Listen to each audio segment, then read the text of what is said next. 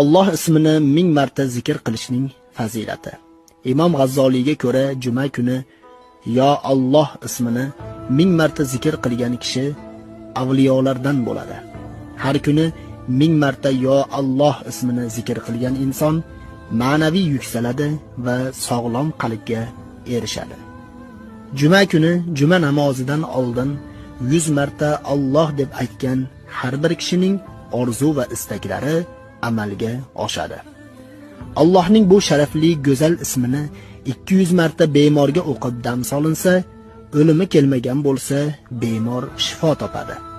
Kimki yo Alloh ismini zikrida bardavom bo'lsa, uning qalbidan Alloh sevgisidan boshqasi o'chiriladi.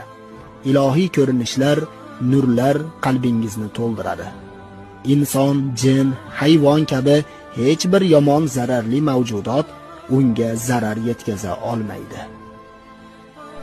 Bu ismni yozib, yonida olib yurib, bir vaqtni o'zida tili bilan zikr qilib yursa, juda sovuq havoda yursa ham sovuq ta'sir qilmaydi.